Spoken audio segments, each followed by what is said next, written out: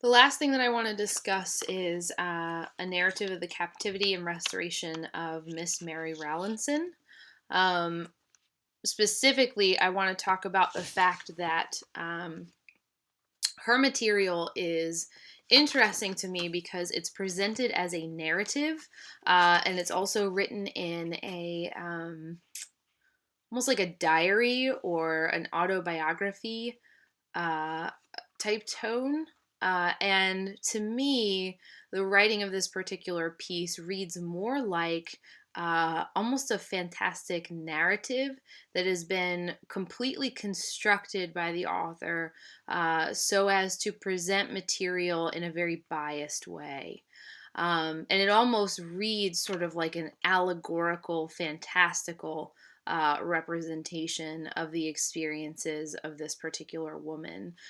So to jump right in, a couple of the things that stuck out to me, maybe these are things you guys can think about, not just for any papers that you might write for this class, but maybe to refer back to the discussion board to think about further, or perhaps even something to keep in your back pocket for the midterm exam.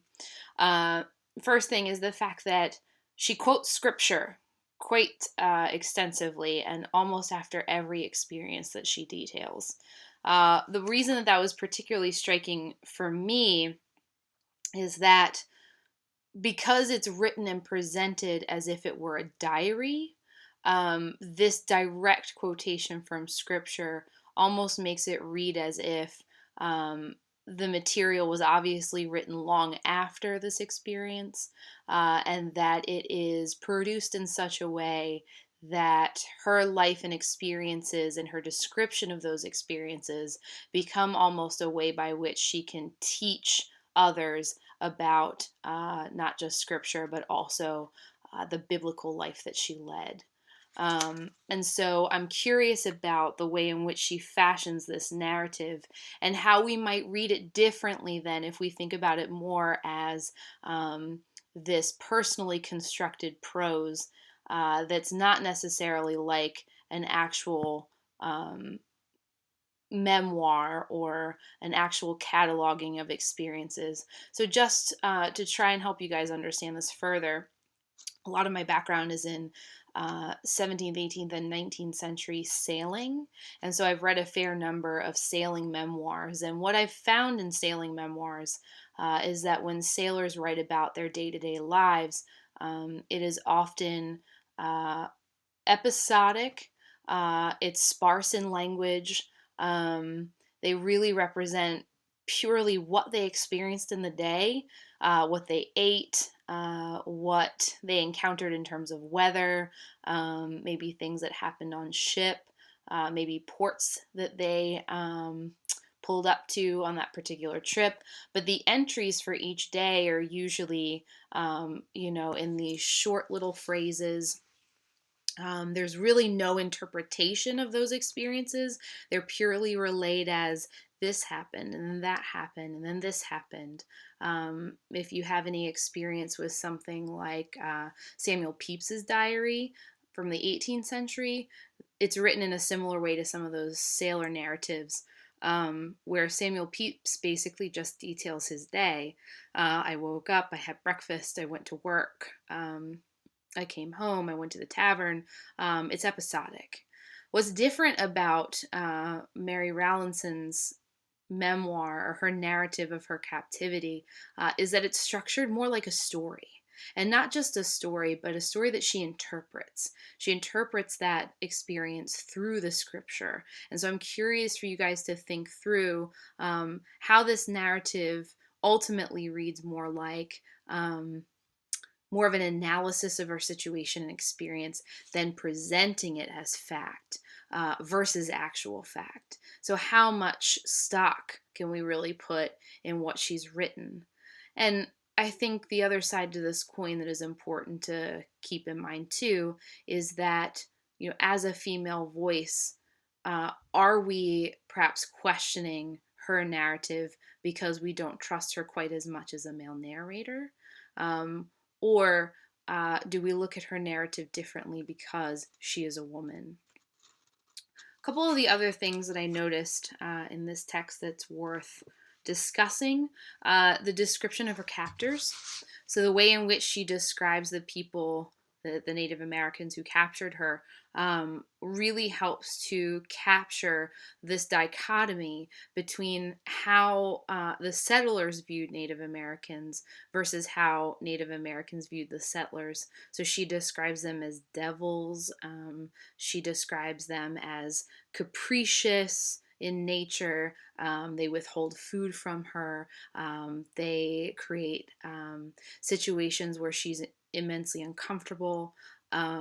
They brutalize people, but at the same token, they might offer her food or offer her rest or respite. So these sort of capricious captors.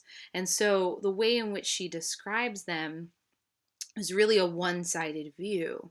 On the flip side of that, think about the situation that those same Native Americans were likely in.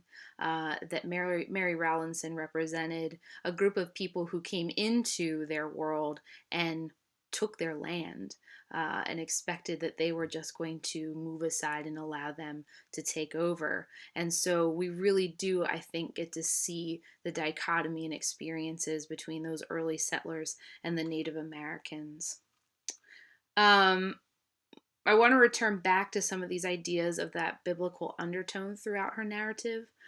What's interesting to me is that she almost catalogs it like the temptation of Christ. All of her experiences are based on her need to find salvation, that she's being tested, that at every turn, every situation she encounters, it's purely as a means to make her a better Christian. In fact, she closes her narrative by being grateful, or at least expressing a gratefulness for the trials that she endured throughout her captivity.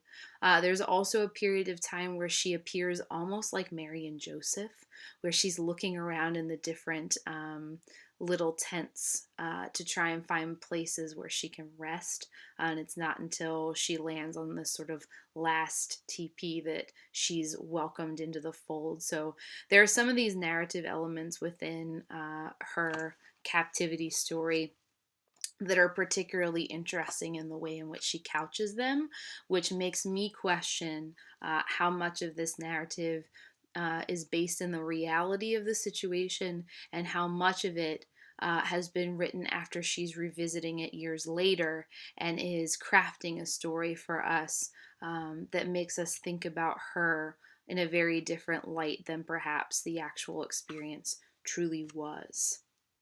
Um, So, the last thing that I want you guys to kind of think about in terms of this narrative is in terms of the way in which she told the story. So, she tells it almost in movements from the different camps and the different places where she was taken. And so, if you were to go back into the text, I wonder if there are particular ways that she classifies the people she encounters in each of those narrative pieces. And if you were to do an analysis of how she characterizes her captors. What are some of the things that you could pull out from those narrative pieces? How is it that she describes them? What is the language that she uses? How does she couch her experiences? And so, in reading the narrative in that way, you can start to produce an idea of how perhaps some of these early writings might have shaped our cultural consciousness. Because a lot of these stories that we're reading, are passed down or reread and shared widely. And so, how did perhaps some of the notions that she raises in this narrative pass into a sort of collective historical narrative? And what does that say then about the roots, or at least the early roots, of American society?